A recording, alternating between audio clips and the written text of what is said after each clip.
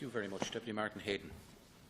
And I'm delighted to have the opportunity to speak on what is a hugely significant plan for our country, Project Ireland 2040. And can I start out by saying, as Chairman of the Fine Gael Party, I'm immensely proud of the contribution that my colleagues in Fine Gael have made to this, from the ministers sitting at Cabinet, and this is very much an all-government approach of our partnership government, to our Fine Gael TDs and senators. We had many long, torturous meetings of our parliamentary party where we discussed at great length all of the different aspects of both the National Planning Framework and the National Development Plan, and how that has all now come together in Project Ireland 2040. And we did so not because we're just parochial about our own individual constituencies and counties, but because we all care passionately for our country. And we care about a development that will be planned and will see it happen in a structured way. For the first time in our history, Count Corley, the history of the state, our spatial plan will be backed up by solid investment of a €116 billion capital plan, and that will all be underpinned by legislation. So that means the plan we put in place will be followed through, make sure that it's implemented on a day-by-day, case-by-case basis, and that it will have money to back it up. And such an approach should ensure that we learn from the mistakes of the past, where previous development plans failed to deliver a structured development of our country. Whether it was the bungalow blitz of the 80s or the sprawl of Dublin during the Celtic Tiger, our country has been failed by not sticking to the plans that were drawn up, or working to the plans that were more designed probably on the electoral cycle than on the long-term vision that we've introduced here. For my county of Kildare, the plan is vital. Due to our mix of urban and rural, Count Corley, as you are all too familiar with, and our close proximity to Dublin, this plan is about stopping the sprawl of Dublin, making sure that the density of Dublin grows up into a higher density, and the brown infill happens, and that Kildare, Meath and Wicklow don't become suburbs of Dublin, and that's absolutely crucial. For Kildare, a new acute mental health unit for Lakeview is absolutely imperative. At present, we are at 140% capacity in Lakeview unit, and Minister Helen McEntee, the then Minister for Mental Health, allocated €5.5 million towards Lakeview in late 2016 for the improvement of the infrastructure in that unit, as you're aware, Count Corley. But that was only going to provide an additional 8 beds and a high observation unit. And the point that myself and the management in Lakeview have made was that wasn't enough. We needed to grow the capacity. We, at the present, as you are all too aware, have Kildare people who have to go to Portlaoise, have to go to Tala and have to go to James's to overflow beds, because we in Kildare can't cater for those people who have acute mental health needs. Never mind the community support and step-down facilities that are also needed. So I brought Helen McEntee a few months after that down to Lakeview to Naas to meet with the senior management of the team, Donald O'Hanlon and Paul Brophy and the team down there.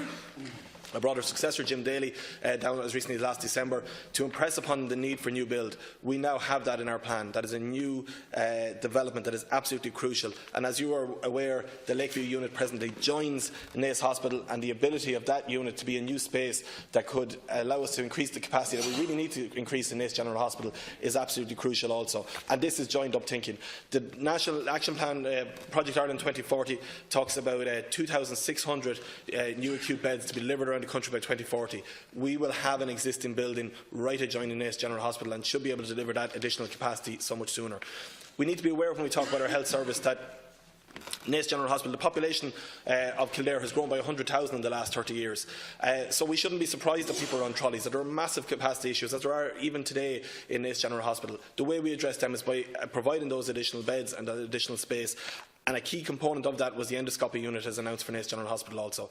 A key element that was very close to being delivered in 2007 and that was shelved, and had a devastating impact on the hospital and on our healthcare services and on our waiting lists in Kildare.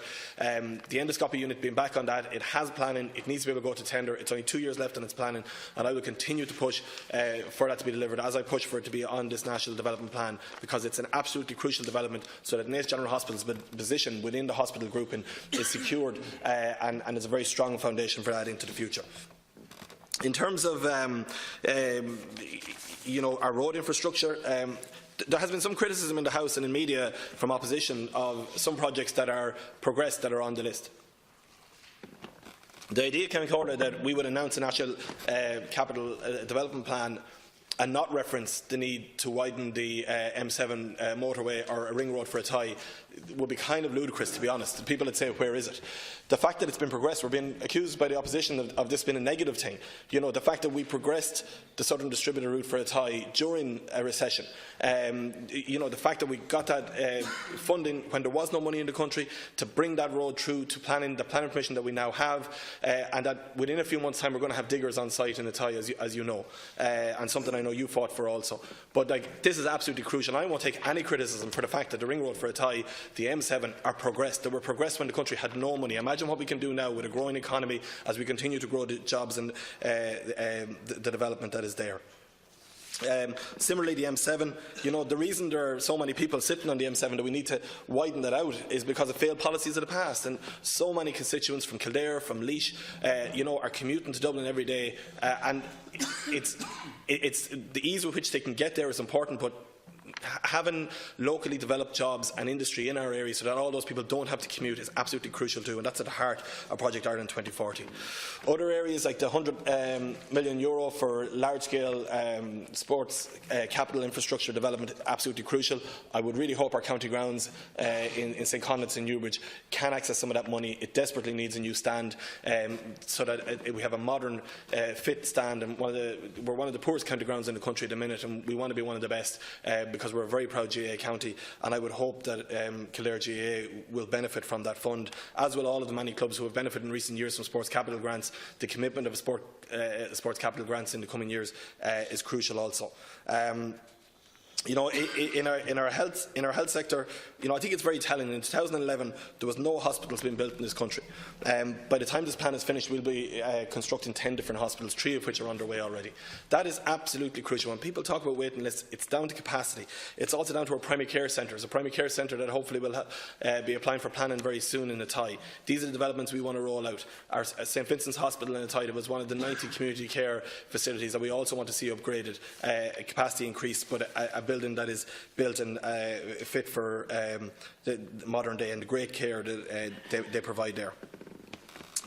You know, Project Ireland, we cover so many different areas, and it's hard to know. We have a rural regeneration and development fund that will provide an additional €1 billion investment in our towns and villages and outlying rural areas, and this will be on top of existing funding like the town and village scheme and all the rest. We also have the €2 billion urban regeneration fund that will significantly benefit large rural towns over 10,000 people, of which there are 41 in the country. Towns like Newbridge in Kildare will have the potential to access this funding that will allow it to be an even greater driver in our local economy and provide those jobs so that all of our people who live in Kildare don't all have to travel to Dublin for those high quality jobs. A school building programme of €8.4 billion allocation between 2018 and 2027 to deliver an annual average of 20,000 permanent school places a year.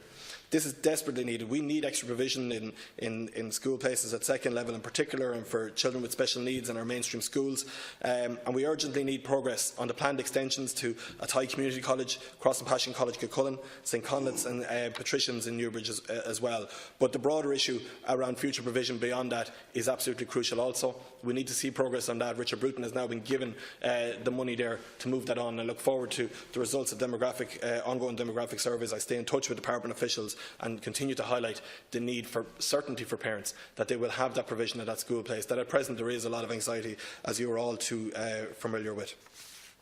You know, if we look at broadband, it's been mentioned earlier, there is no doubt in my mind that the 19% of premises in South Kildare that depend on the national broadband plan need that plan to work. I've been in consultation and raised this on the floor of the House only weeks ago with Minister Dennis Naughton. We need the national broadband plan to be given every chance to work, and if it doesn't, we need a plan B. But the reason we are at 19% and that the rest, 74% of the county, have got commercial rollout, and the remaining bit are to get the commercial rollout as part of AIR's 300,000, is because the national broadband plan's existence. That has driven the €2.75 billion investment by the private sector into rolling out commercial broadband over the last 5 years. And I firmly believe that the national broadband plan, if that hadn't been in existence, if we hadn't had a tendering process, the commercial sector would have been a lot slower to deliver that out.